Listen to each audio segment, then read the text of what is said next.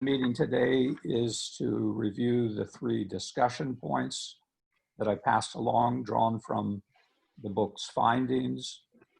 First, the critical period of time in the fall of 2014, when the Houthi group occupied Sana'a. And of course, that theme largely originates at a local level, but we want to consider what was happening at a regional and global level at that time. And then second, the very critical period of time in late March, early April 2015, when the international war broke out, obviously originating at a regional and international level, but we want to consider as well the view from the ground inside Yemen. And then lastly, the long period of 2016 to 2020, when the war dragged on. Noel is going to take the lead in moderating the first discussion on the fall of 2014. Okay, fine. I thought I'd just try to do it around one of the findings of the book, which I think was that everybody throughout this seems to have underestimated the power and the influence and the abilities of the Houthis. Perhaps not Luca, but everybody else did. Yet during the period of the 2000s, it had expanded to become a major force. Fought the Yemeni army in 6 rounds of fighting without being really defeated, and developed the skills, knowledge, and power, and able to take over the country in 2015. Not just through use of militias, but through a good understanding of tribal politics, an ability to exploit the feeling of marginalization in Yemen, and understanding, I think, the various weaknesses of their opponents. Saleh used them to weaken Islam, but did we all underestimate Saleh as well in his tactical approach to problems? The Houthi may have used them to weaken Islam and the Ahmadis and Amran and even Salah. But he was then surprised by how able they were to take over Sana'a and eventually chase him out. They turned out to be better organized and more effective than he expected. Saudi Arabia presumably miscalculated in 2015 in starting the war. It failed to assess the Houthi strength, I think a lot of this will be due, as Bruce has outlined, due to perhaps the reduced influence of the special committee in Saudi Arabia, and that and I was watching this myself in that period, and the way that the Saudi decision making in Yemen got dispersed amongst different agencies. Bruce, would you want to comment on this? Certainly. Of all the players, the one who should have understood how formidable the Houthis were should have been the Saudis. After all, they'd been at war with the Houthis for years and not done particularly well in those wars. But I think you have the confluence of 2 events, obviously, that created a unique new situation. One was the Houthis taking over Sana'a and appearing to be on the march to take over the entire country, and at the same time playing the Iran card, really quite foolish on the Houthis' part. And of course, the change of a regime in Riyadh with the passing away of King Abdullah. It's very hard for me to imagine Saudi Arabia getting into this war with a King Abdullah or a King Fahd or frankly anybody. Most of the royal family remembers the admonition of Ibn Saud that Yemen is a place you don't want to go to war in. But we got a headstrong new Minister of Defense, Mohammed bin Salman, who overruled the views of everyone else. I think a lot of people weren't even consulted. Prince Mittab, the then commander of the National Guard, may not be the Erwin Rommel of modern warfare, but he would have been at least smart enough to say, this doesn't look like a smart thing to go into. Saud al-Faisal, we know, counseled against going in, but he was on his last legs. I don't know what Mohammed bin Nayef opinion was. And Mohammed bin Salman clearly doesn't want us to know what Mohammed bin Nayef's opinion is on anything anymore. But it was largely one very reckless young man with no military training, with no experience in the military, who, as far as I know, has never been to Yemen. I think he's still never been to Yemen, who made the decision. We know from those countries who were, I wouldn't say consulted, but who were contacted about this, and I can speak most authoritatively for the Pakistanis, they right from the beginning said, there's no strategy here. There's no end game. There's no plan for where to go forward, and opted out. The Omanis, who would know Yemen very well, opted out as well. Those who did opted in with, in many cases, I would say, a pro forma appearance, the Jordanians being a good example of that. Only the Emiratis joined in with enthusiasm and stayed the course for several years. So it's this unique combination of events, the change in Riyadh, changes on the ground in Yemen. And we should also note that it was a uniquely advantageous time with the Obama administration. I'll let others speak to this more than I will, but because of the Joint Comprehensive Plan of Action, Obama had every interest in appeasing the Saudis in early 2015 so that they at least wouldn't join the Bibi bandwagon of publicly opposing the nuclear deal. And to a certain extent, he got what he wanted. The Saudis were never enthusiastic about it, but they didn't spend lots and lots of money fighting against the deal. So it's ironic. The Saudis, normally very careful, very deliberative, risk averse, changes overnight, and now they find themselves in a disaster, in a quagmire. And according to reports this morning, which I can't confirm, Riyadh was attacked by ballistic missiles last night, including the Ministry of Defense. If that's true, that's going to be a shocker. Yeah, yes. Yeah, thank you. I should have been spotted much earlier. I'm sure we've seen the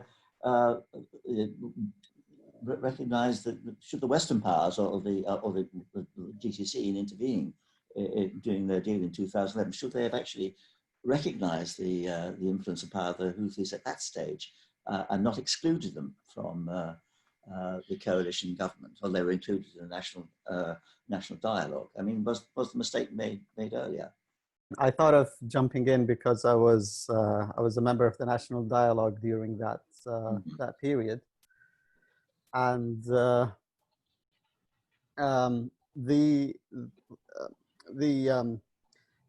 I think the period of 2013 and early 2014 was very crucial, because it determined whether the National Dialogue was going to be able to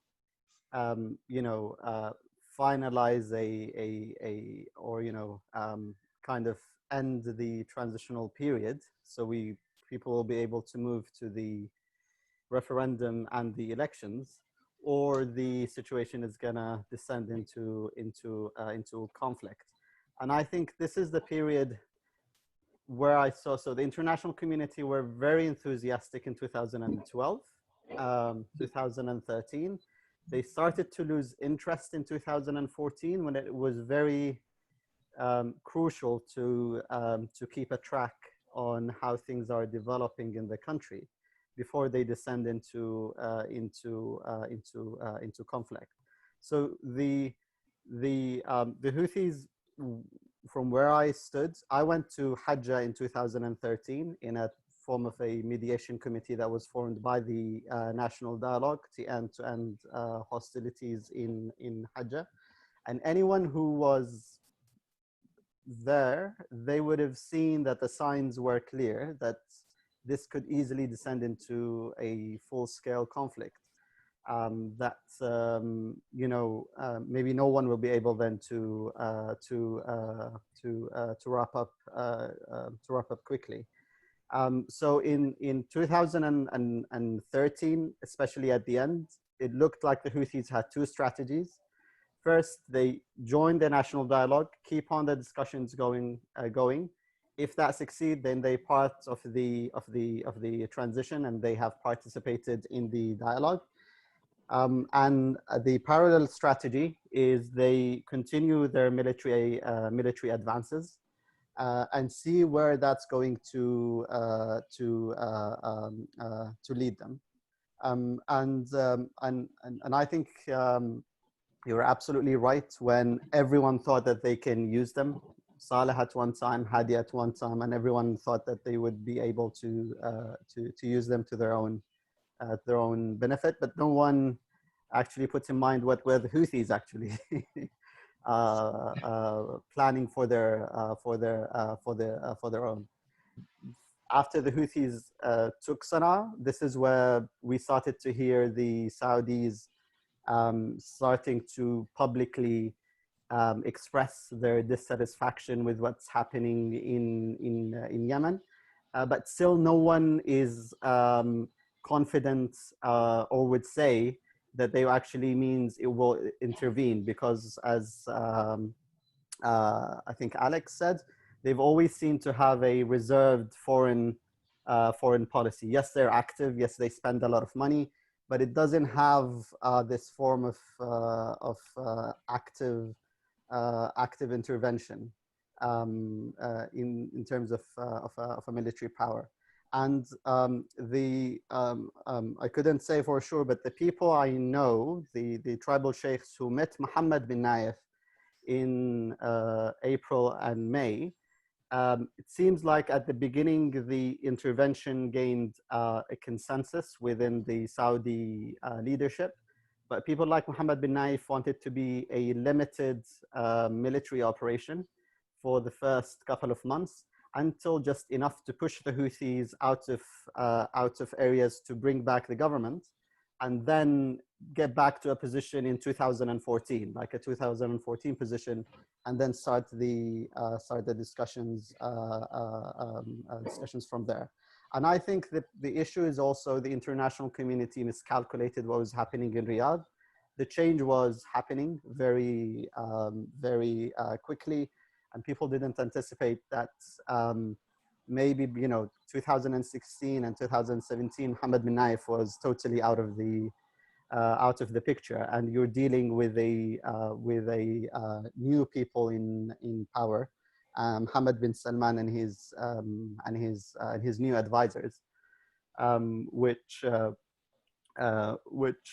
meant then you have one country in this term was the UAE having an active foreign policy and determined that they know what they want to do in the country, and while we have this situation. Yeah, Luca, do you think that the Houthis had did they see this happening way back, or is it simply they took each opportunity as it arose? Well, I think that, as everyone already emphasized, the way people dealt with the Houthis was very instrumental. And honestly, I believe that Saleh perfectly knew that he was entering a very risky alliance. So he placed a risky bet and he lost it. And as Bruce said before, this was because of a unique combination of events, because as I see it, probably Saleh's strategy was to use the Houthis to get rid of his enemies like President Hadi and Ali Mohsen al-Ahmar. But in a sense, the whole plan consisted in using the Houthis and then getting closer to Saudi Arabia. But suddenly that became impossible with the regime change in 2015. So we collected some testimonies describing, for instance, how Ahmed Ali tried to reestablish contacts with the Saudis during that period, and how the Saudis didn't trust Saleh anymore because they thought that what had happened in Aden was like stabbing them in the back.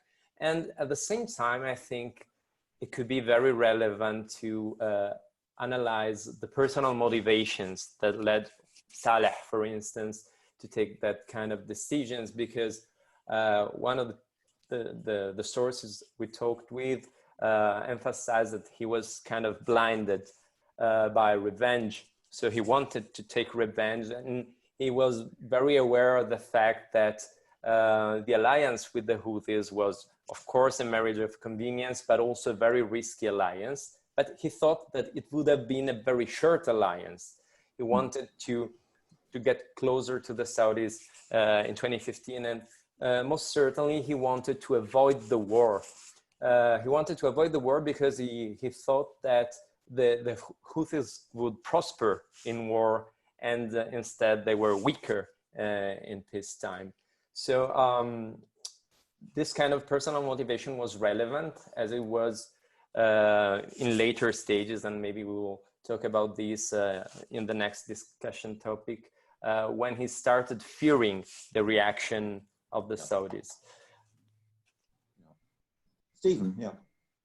I was going to say that I think it would be very good at this point to hear from Nadwa or Summer, because this is the crucial issue, is the pre-war, or I should say pre-NDC alliance between Hadi and members of Islah, and that began to break down, as Nadwa and Summer point out in their chapter. But then certainly the post-war alliance, how you then again wound up with Hadi trying to work in collaboration with Ali Mohsen and members of Islah. But if one of you could speak to this issue of what exactly was President Hadi thinking in this period of time in 2014 as the Houthi approached Sana'a.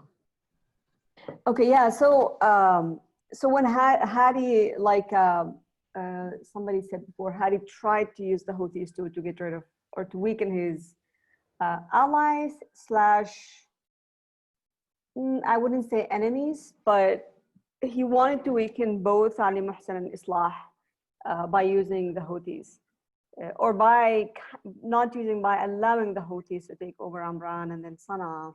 In his mind, he thought he could weaken them enough so that he can have a decision making. After he came to power in 2012, Islah and Ali Mohsen had so much power, and he just felt like he was constantly,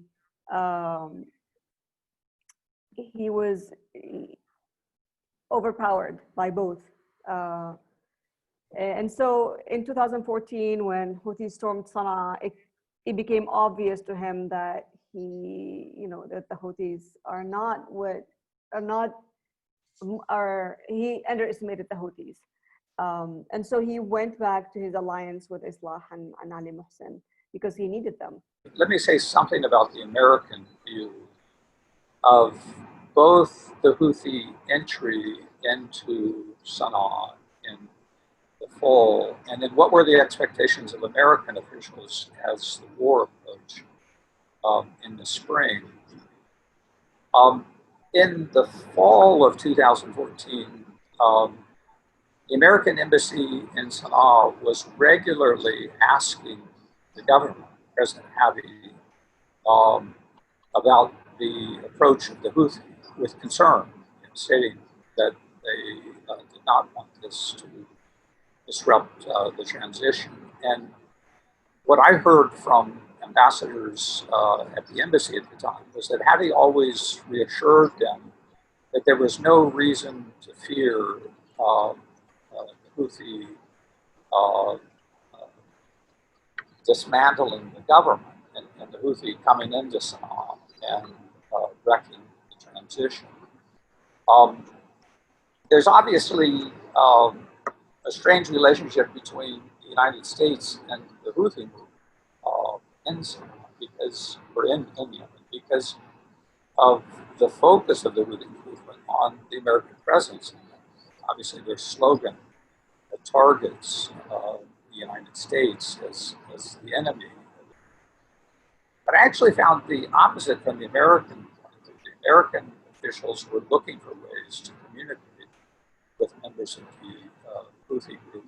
And I think at this point, certainly in discussion of the second, it'll be good to bring in Laurent Bonnefoy on the position of EU countries. The United States, for the most part, was relying upon European diplomats that did have direct contact and direct relations with the Ambassador Firestein, who left in late 2013, often reached out requesting a direct meeting with Houthi leaders. But because of the political rhetoric of their orientation as an anti-American force within Yemen, they always refused any opportunity to discuss the politics of the country with U.S. officials.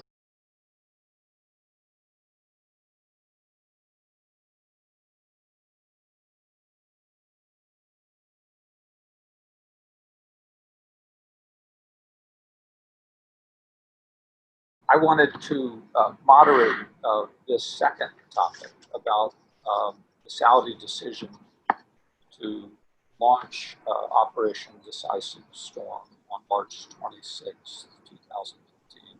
But more importantly, the decision-making at the United Nations, the UN Security Council Resolution 2216 in April of 2015. Which gave legitimacy to Saudi and GCC actions, and certainly sanctioned Houthi Saleh actions preceding Operation Decisive Storm, calling for them to withdraw from territory that they occupied since the fall of 2014. Of course, some of those understandings were written into the Peace and National Partnership Agreement back in the fall. The understanding was, after that signing, that Houthi militia forces would come back out of Sana'a. Of course, they didn't at that time. When it came to the war, I found, again, contrasting points of view on the American side. There were certainly people associated with the embassy in Sana'a after they had withdrawn in February and set up shop in Jeddah, that they were expecting war. I heard from the ambassador at the time, Matthew Tuller, that was his expectation. He said he didn't think that the Saudis would hesitate. He didn't know when the war would start. He said he didn't know the date that it would start until the day that it was announced, or rather a couple of days, I guess, before it was announced, when the Saudi ambassador in Washington met with officials of the Obama administration to discuss the war.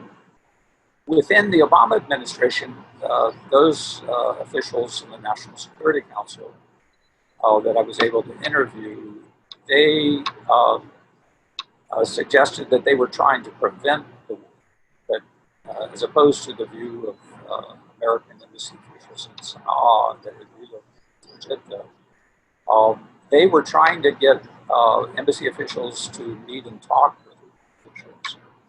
And again, I think it's the point, Noel, you raised earlier, or perhaps it was Bruce raised the point about the JCPOA and how the Obama administration was most interested in keeping that negotiation, that deal on. So they were looking to appease Saudi officials at the time. Certainly people within the White House feared that the outbreak of the war could dismantle the deal with Iran. So they were concerned about trying to prevent war. Maybe, Noel, let me begin with you, and then I would like to bring in Laura as a discussant of this topic of how the outbreak of the war was handled at the United Nations. It's unfortunate we can't bring in Helen. Obviously, her chapter on the UN You're asking specifically about the British perspective at the beginning of the war. I think the British were observers rather than participants at this stage. Clearly, they were talking to the Saudis. Right. But they were. I think they had a day or so's warning that the war was about to break out. But I think, like as Bruce said earlier, I think it's a general assumption that the Saudis were far too sensible to actually get involved in a war like this. But of course, that was true of the Abdullah regime, but not Mohammed bin Salman, or not King Salman and the changes. But yeah, I mean, the British were inclined to see the PNPA, the partnership agreement, as an extension of the NDC decisions. It's another a potential development of it. And in effect, accepting the reality of the situation that the Houthis were at that stage strong and basically way forward to try and do a deal with them. But it's clearly impossible in the international situation. But in effect, although I think they may have tried to persuade the Saudis to not to intervene, I think there was a genuine belief in Riyadh that the whole thing could be done in a matter of weeks with air power. I mean, there was this sort of assumption that it was going on. So the British, I think, were more going along with what was happening and reacting to it rather than trying to control it in any way. Laurent, if you could speak to the perspective from I'll make a few very, very broad comments, I guess. And it goes back to probably the first part of the discussion also, is to sort of acknowledge that there was a clear incapacity to actually understand what was unfolding on part of foreign diplomats, also of researchers, I think, and also probably of many analysts coming from Yemen, who were unable, either because we didn't listen to them or because the situation was just too fluid, to actually make an assessment and understand what was happening. And then this had implications, I think, when it comes to the political choices which were made by foreign Western powers.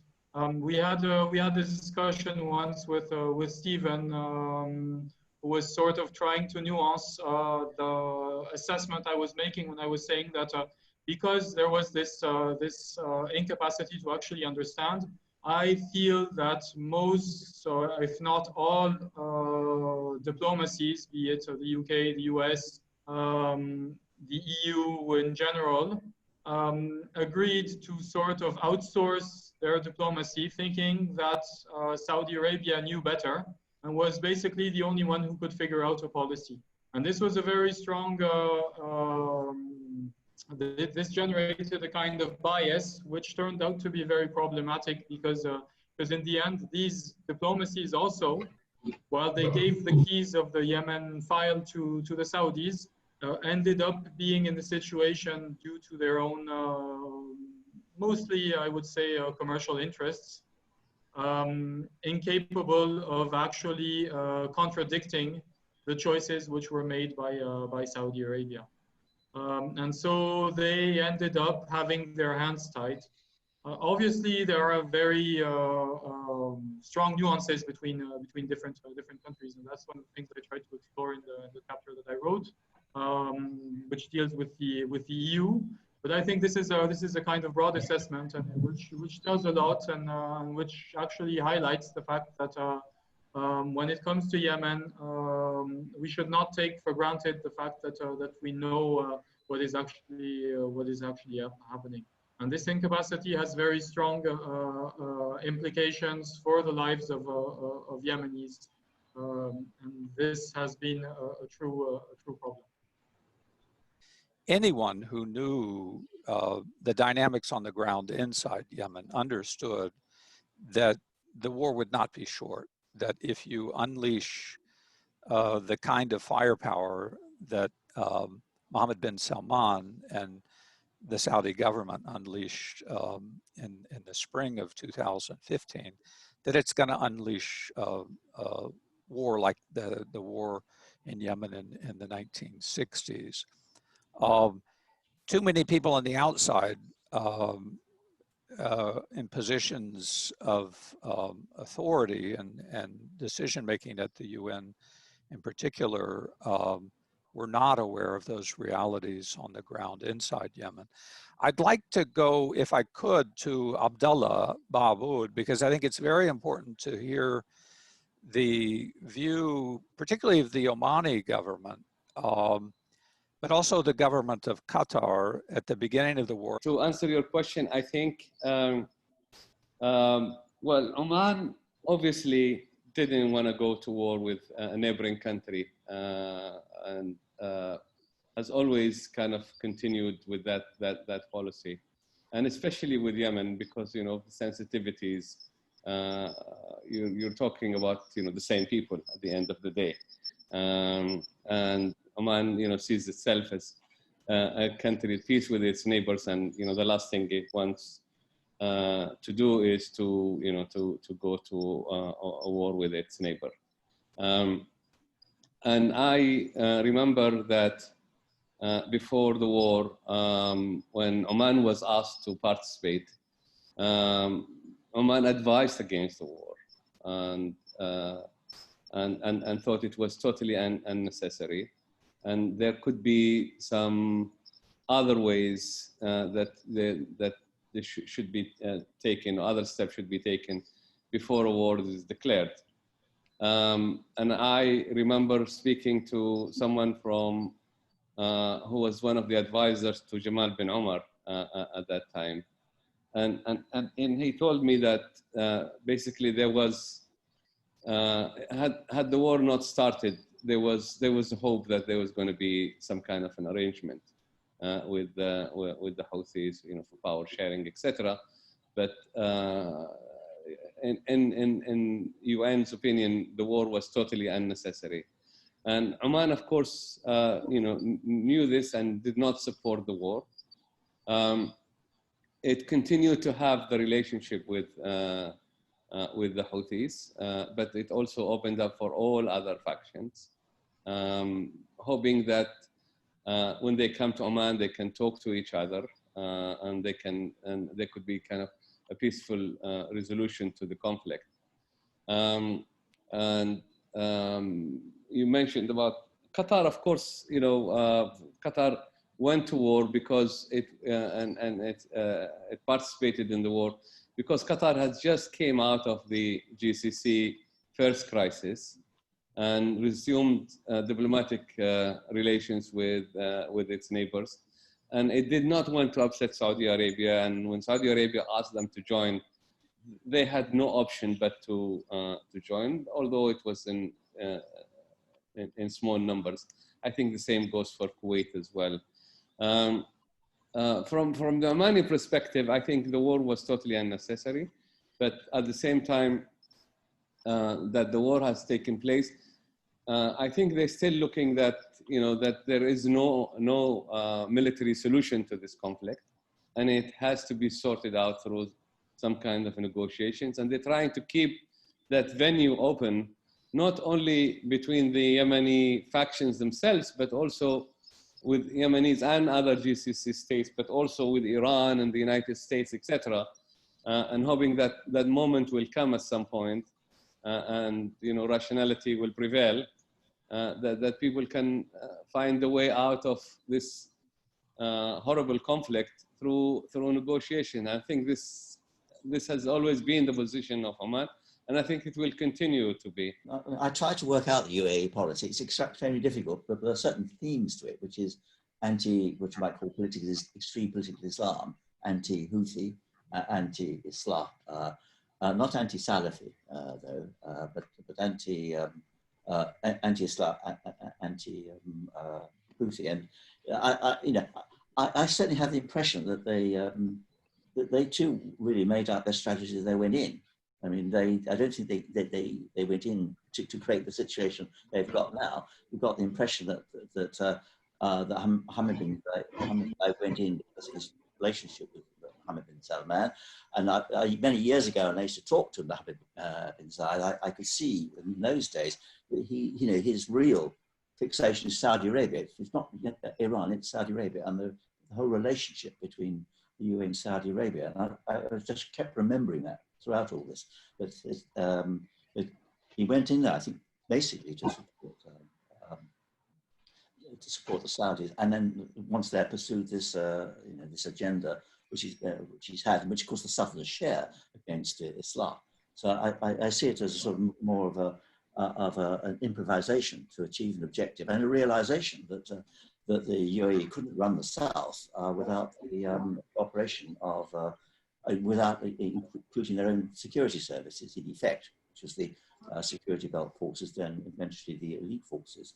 And Southern secessionism came with them. Well, that's fine. The UAE has never been very, very careful never to come out in favor of Southern secessionism, but it clearly, for purely pragmatic terms, it would have to support it. When the coalition intervened, and it became clear that the coalition was not exactly supporting Hadi's government, but was supporting Southern secessionists, particularly after it became clear that the UAE has created all these forces in the south that competed with Hadi's government, that are controlled by, or almost entirely made of Balais, and then when the STC was formed, so Hadi felt challenged, and that's why he appointed Ali Muhsin, because Ali Muhsin is the natural enemy of Southern secessionists. So he wanted to use Ali Muhsin to face the secessionists. So it remains an alliance of convenience. Islah doesn't like Hadi. Hadi hates Islah.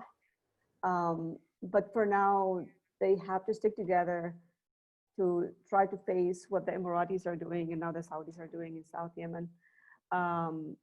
It's a very dysfunctional alliance because it's not functional.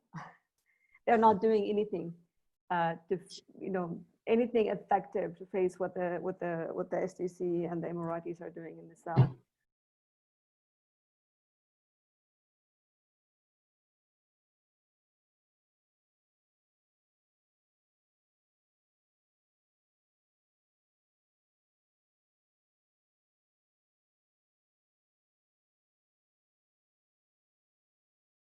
As we begin to talk about the reasons why the war dragged on and continues to drag on, indeed, in 2020, I'd like first to get some... Sorry. Shall we talk about Turkey and Egypt before we go? Yeah, Ozlem, I was going to say that I wanted to come to you first. Okay. and to have you comment on the Turkish and the Egyptian view of the outbreak of the war, but then kind of lead us into a discussion about how the war dragged on. Okay. It was interesting to see that Turkey actually supported Saudi Arabia in 2015. And it was interesting because this was a time when Yemen didn't actually rank anywhere in Turkish foreign policy. It was all about Syria. It was all about the Turkish let's say, quagmire in Syria, and what was happening in Syria dominated Turkey's relations with the region. And on top of that, of course, came Turkish priority regarding Muslim Brotherhood. So why Turkey supported the Saudi coalition in 2015 had a lot to do actually with the regional dynamics. And we were talking about two issues here in terms of how Turkey perceived that if it supported Saudi Arabia, it can first somehow persuade them to have good relations with Muslim Brotherhood. And because Turkey looked at Saudi relations with Islah and thought that they were having somehow good relations, this could be a step to moderate Saudi Arabia's position on Muslim Brotherhood and politics of Muslim Brotherhood in the region as a whole. So Turkey thought that by supporting the Saudi coalition in Yemen, they can somehow push an anti-Sisi approach in Egypt, make a leadway to, make Muslim Brotherhood breathe in the region, and find a supporter in Saudi Arabia for Erdogan government's Muslim Brotherhood, pro-Muslim Brotherhood stance. What dragged them into supporting or being interested in Yemen and supporting the Saudi coalition was actually purely regional. And their regional stance, revolved around Muslim Brotherhood, and also finding somehow a support from Saudi Arabia in Syria in return for Turkish support in Yemen. We see that Turkey's position was, at the time when it was most isolated, and I will not go into details of this, it tried to, open a leadway of negotiations with Saudi Arabia in order to, change Saudi opinion on Egypt, which of course did not happen, and also change their opinion with Muslim Brotherhood as a whole in the region. And looking maybe to what was happening with Egypt, obviously I see how Egyptians got involved in Yemen was a payback to Saudi and Emirates support that was given to the Sisi government. And as we know, Sisi's coming to power in Egypt was supported by Saudi and Emirates, and it was heavily financed also by these two countries. So I see that Sisi's decision to support the coalition at the time was because of in a way, that it was compelled to support the Saudi Emirati position, because it had to, because it was in power thanks to somehow these two powers. And of course there's a security element in there. Of course there is the security of the Bab, and of course there is the issue of the Red Sea, and there is the strategic interests which were there very much. But I still see that without hesitation, how they jumped into the coalition without actually committing themselves to any military position or commitment was because also had a symbolic value. And I see the symbolic value much heavier than actually the security and strategic value in looking at Egypt's position. Maybe in dragging the issue into the third discussion, I think it's also very interesting to see how Turkish-Egyptian rivalry, they are in the same front in Yemen, but they have turned out to be a complete rival two powers. And how in the recent weeks, this rivalry has shifted itself also to Libya. And in the Turkish case, we see no discussion on Yemen whatsoever. There is the humanitarian dimension, yes. There has been many campaigns where the Turkish Red Crescent has, initiated campaigns for humanitarian aspect of the issue and such, but we don't hear Yemen at all. And now we're all obviously hearing more of Libya and less of Syria these days, and how this Egyptian-Turkish rivalry in Libya is reflected at a different venue in the Libyan case. And I see this again as a continuation of this regional rivalry and Turkish position regarding Muslim Brotherhood, and Sisi's position, and the Saudi United Emirates position, reflected to another country. But I think the context is very different. But how they were in the same coalition in one place and completely indifferent in another place is, I think, also a striking point to mention at this point. Thank you.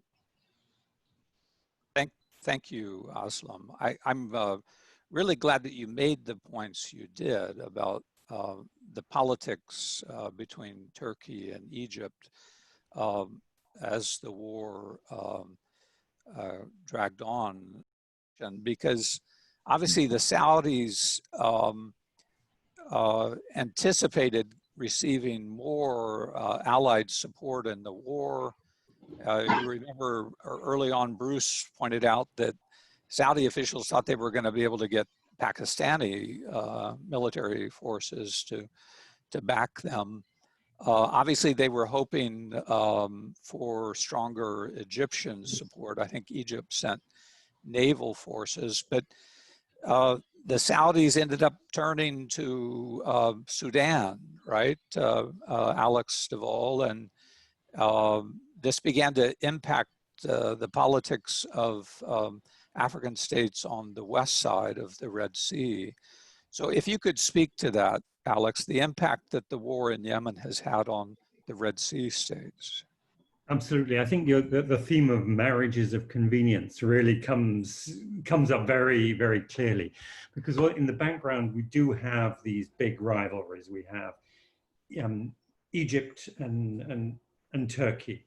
We have Qatar and Saudi Arabia, and we have the Emirates, etc. And we have those rivalries being played out across the Horn, particularly in Somalia, and then the government of Omar al-Bashir in Sudan, that was in power until just over a year ago, was somehow able to manage those rivalries and keep on side with everybody. What the key interest that Sudan had was money. Sudan desperately needed the money that would come from providing ground forces to Yemen, to the Saudis and the Emiratis effort there. And so they rushed initially using the regular forces of the Ministry of Defense, but then within Sudan, the powerful paramilitary leader, Mohammed Hamdan Hemeti, made a side deal directly bypassing the Sudanese Defense Ministry directly with the advisors to the Saudi Crown Prince and also to the Emiratis to provide his paramilitaries. And they became, I believe, the largest external fighting force on the ground in Yemen, with the numbers reaching more than 8,000 at the peak. And it was pure opportunism. There was no ideological or political alignment. It was just in there for financial reasons, and also to help the Sudanese government escape from its position of being ostracized by the United States. And we saw a number of other governments on that side of the Red Sea, Eritrea, Djibouti, Somalia, also rushing to position themselves again to offer what they had. In the Eritrean case, air bases, naval bases, facilities where the Emiratis could have sort of offshore prisons at very reduced, very favorable rates to the buyers among the Gulf states. And on that side of the Red Sea, it has definitely contributed to the erosion of the institutions and norms and principles of African solidarity and the way the African Union likes to conduct its business by consensus, et cetera, et cetera. And clearly it's not been uppermost in the minds of any of the Gulf players what their impacts will be, but they have been quite significant.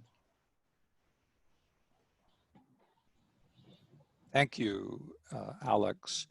The person that's missing from our conversation, you all may have noticed, and I should have said this at the beginning, is the contributor who wrote the chapter on Iran, Alex Fataka. He let me know late last night that a meeting had come up and he would not be able to attend. So we haven't had anyone yet speak to the role that Iran was playing in the Yemen war. And obviously, in terms of the military actions within the country, the Iranian role increased with certainly the sense that the Houthis were gaining supplies and technology know-how in some way from Iranian, perhaps Lebanese Hezbollah sources. Because Alex Fataka is not with us, perhaps it's good to go back to Luca Nevola or Baraa. If you could speak about the Houthi relationship with the government of Iran, and in particularly in particular the strengthening of Houthi military forces within the country as the war dragged on? So basically, we can observe very clearly that starting from September 2013, the Houthis made their connection with Iran ever more clear. So immediately right after they seized Sana'a, they released the Iranian prisoners. And then in February, they signed some commercial agreements that, that made possible for Iranian commercial flights to land in Sana'a. And also during that time, it seems that there was an exchange of expertise and the attempt to train some Houthi officers in Yemen with through the help of Iranian personnel. But in my view, the moment there was the turning point in the relationship with Iran was probably during the spring and summer of 2017, when the Houthis launched the campaign Ma Ba'd Riyadh, and basically for the first time they showed that they were in possession of the technology to strike Saudi Arabia, and they did hit the Aramco oil site. And also they made a public endorsement to Hezbollah.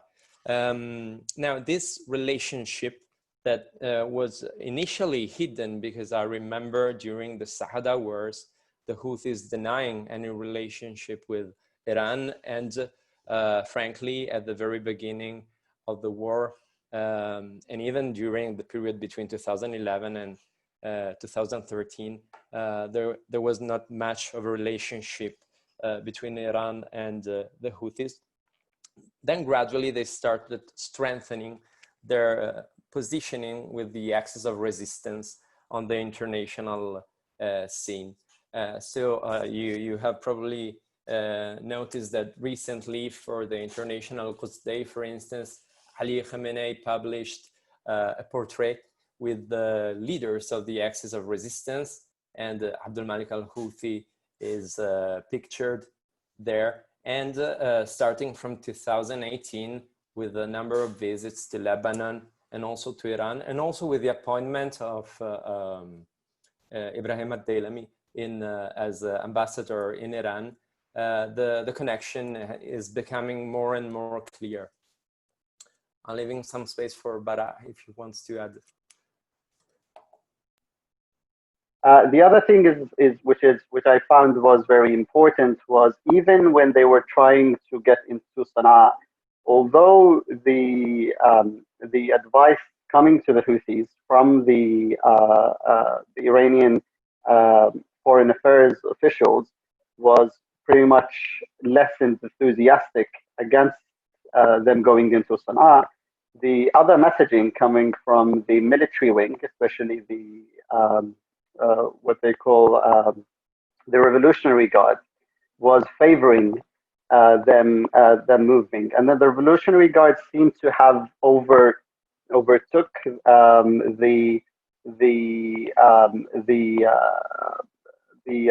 let's say the decision making, or the discussions that they were having with the Houthis. So if you'd say the political office that the Houthis formed in Sana'a was losing its influence clearly to the benefit of the military wing, and clearly the Revolutionary Guards were pretty much encouraging the Houthis to act on military to gain very quickly advances, rather than waiting for a political settlement to surface. And that was clear by one of the sources we talked to, who mentioned the Iranian ambassador, who was very angry at the time and was clearly talking to him. He's saying the Revolutionary Guards does not understand what this could lead to. They are pushing for a policy they don't understand the ramification of. So I think this kind of like showed what the Iranians were were trying to get involved, but always they have been, I think, very carefully able to message that although they support they support the Houthis against the Saudis, they have been able to send just the enough right of messaging to show that that doesn't mean that they are actively supporting with military capabilities or with weaponry. Only when after 2017, as Luca mentioned, then when the evidence starts to surface, like the technology, the missiles, the reports from the UN panel of experts showing the smuggling routes.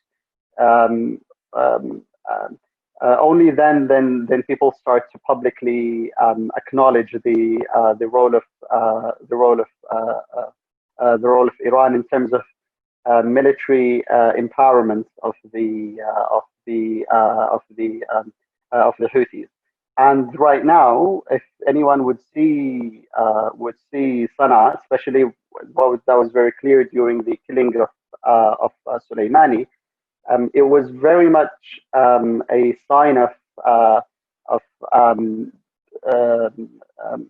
similar forms of protests that we see in Iraq, that we see in Iran, that we see in Syria, looking like, yes, Sana'a has joined this what you could call axis of resistance, and the messaging of the Houthi leadership clearly mirrors what we see in other places. And I think for the Iranians, I don't see a reason why they will not continue to get involved. It doesn't look like it's costing them much money, yet it gives them a lot of influence on a regional level.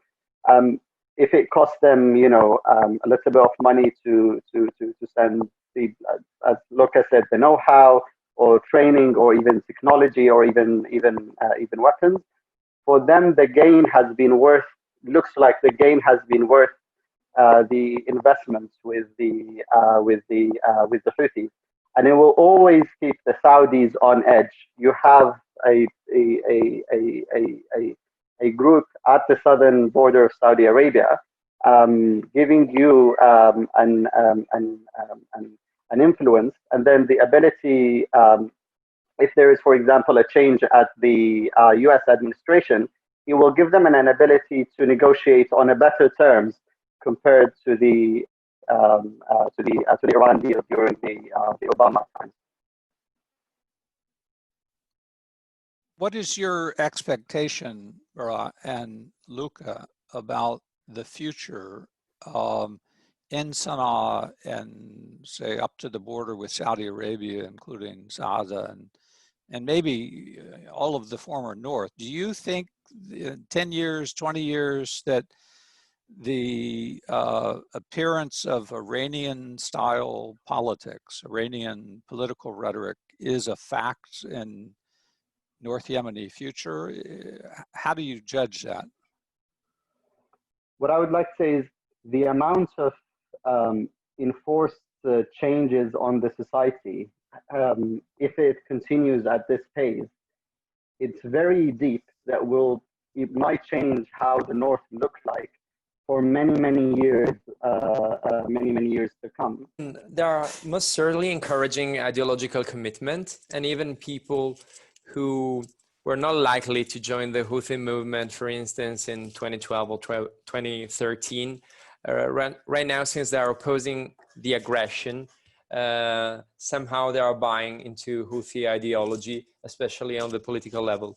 But honestly, what worries me the most is how they managed to create a sort of shadow state by paralleling all the state structures on every level of governance, starting from the governorate down to the neighborhood level. Right now, it's not necessary anymore to have Houthi supervisors in the ministries, since the state is basically under the control of the Houthis. And you can see that the state, formal state structures are merging with this shadow supervisory system. But what I'm wondering is what's going to happen if we will ever reach to a political deal and this supervisory system will still be in place, because it will not be easy to somehow sideline those persons who are put in charge by the Houthis, who are salaried by the Houthis, and who are exerting the effective power in northern Yemen right now. So this is the part that worries me the most about how they might change the whole political system in the territories under their control. I'll come back to you, Baraa, and then I think we're going to have to move on to wrap up the meeting, because we're already an hour and 45 minutes into the meeting. We haven't even gotten to the subject that obviously Noel and I address more in the book, the question of the role of the UAE in the South, and particularly the rise of the Southern Transition Council. But there's no doubt this question of what's happening in the North, the relationship that the Houthi and Ansar Allah have developed with Iran's political networks is the larger, more important matter. So Baraa, please make a comment, and then I think we're going to have to move to end the meeting.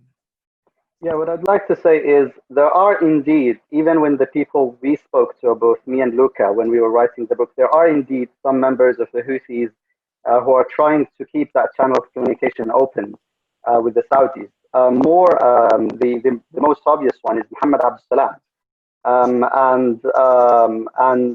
Even Yusuf al-Fayshi, he went to Saudi Arabia on a multiple visits to meet King Abdullah back in the days. The problem is the change in dynamics within the Houthi movement has changed.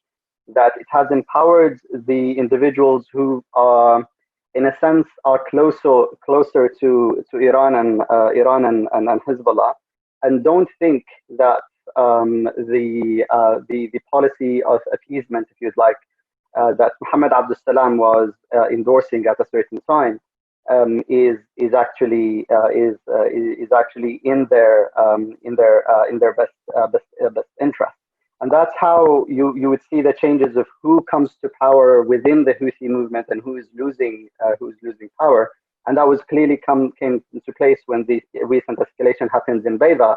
You have certain mushrifin who are closer to Abdul Malik al-Houthi.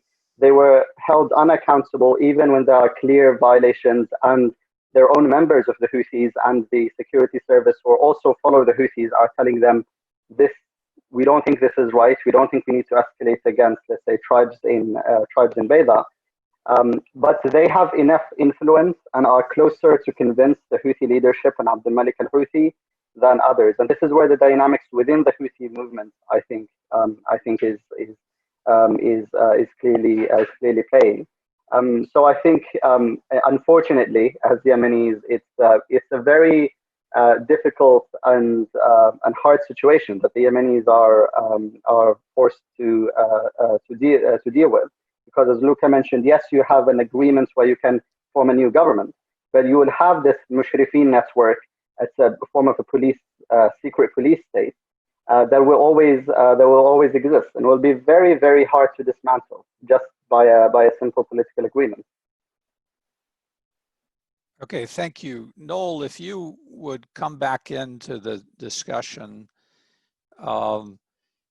perhaps speaking to the role of the UAE and formation of the Southern Transition Council, and I can do the same. And then I think we're going to have to end the meeting, and obviously encourage everyone to participate in our next video conference, where we are going to make it by public invitation. And we would like to draw these sorts of lessons we've discussed today towards future settlement of, I think it's not just the war in Yemen. There really is this question about what form the state of Yemen will take in the future. It's really a question of national unity at this point. Noel, please, if you could say something about the Emirati and the British perspective. Well, that's the Emirati perhaps, because it's more interesting. The British is fairly straightforward, I think.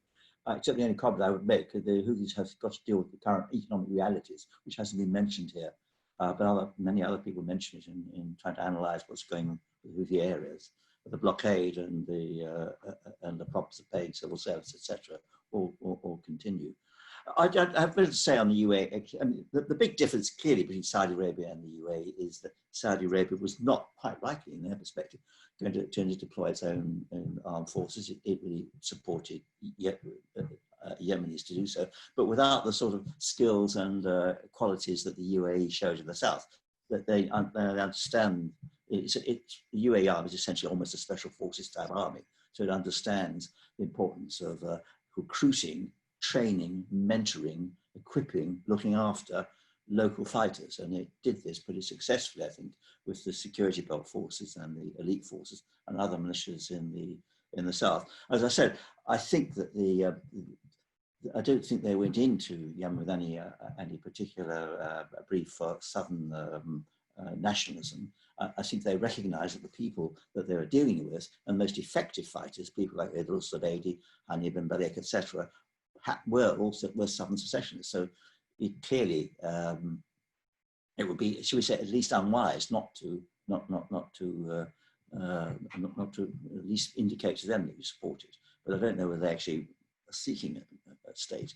But that was their tactic. I don't think that they. I think their analysis is that President Hadi is weak and simply can't deliver a government. That if given that Islah, which is definitely an opponent of both them and the South, will fill up any spaces, and they don't want that. So, in that way, they are very happy to support the STC at the moment. Whether that will lead to an independent state or I don't know, because it will all depend on how this war ends and what happens. I think one of the problems of the current situation is that, in effect, when it comes to trying to do a peace and putting Yemen together again, you have too many. As I think the International Crisis Group described it, as 5 cantons now. I mean, Tariq Saleh, which we haven't mentioned at all here, what's going on at the Maghreb, the STC, the Houthis, and Islah, or Hadi. So it's this is the situation. I think the UAE motives. I think the UAE interest and motives changed quite clearly. I think the Abu Qaid attacks was, and I think sort of private warnings were given to them. They were much closer to Iran than the Saudis. It was a major influence, I think, last year. But I think they also concluded, following the Hashhoki business and that their damage to the reputation in supporting the Saudis was too great. And of course, the whole question of the Hodeidah, they didn't really like what happened. That was stopped. A campaign which they had planned and mounted.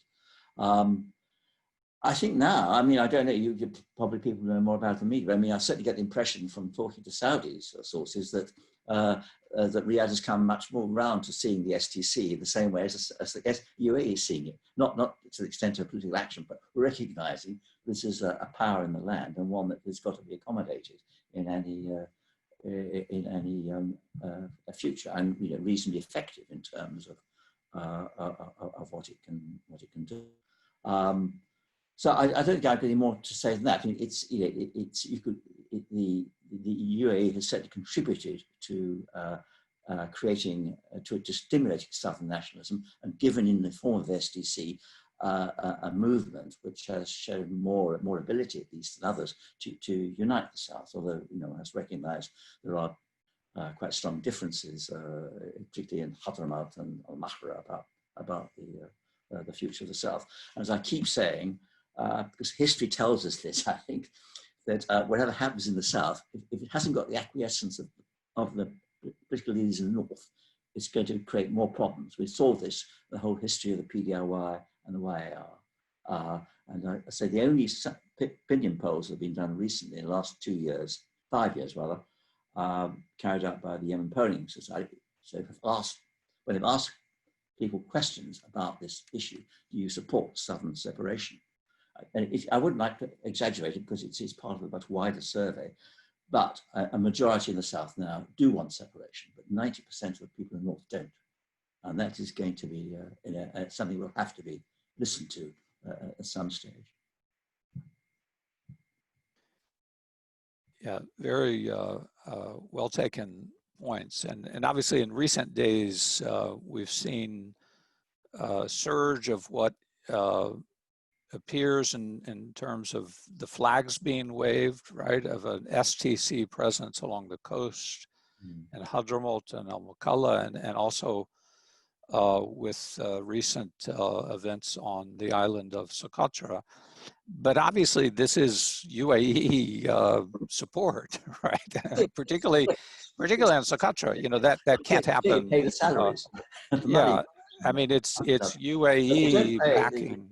They're not paying the military though. As I understand it, they stopped paying the military, the security belt forces around the end of the year. Of course, one of the problems I think behind the STC move was the fact that the salaries weren't being paid. I think they're still paying the elite forces. And I think the politics of the STC in Aden and Lahej and Dala played into the stalemate in the war in the north, right? That the fact that you don't have a unionist sentiment in those provinces and willing to fight Houthi forces in the way that Hadi in legitimacy wanted to, froze the battlefronts, I think. You couldn't get Southerners to join the unionist cause. But as you rightly point out, Noel, there's no way that you can separate the South again from the North and not expect Northern politics to interfere in the South. You know, that's the story of Yemen.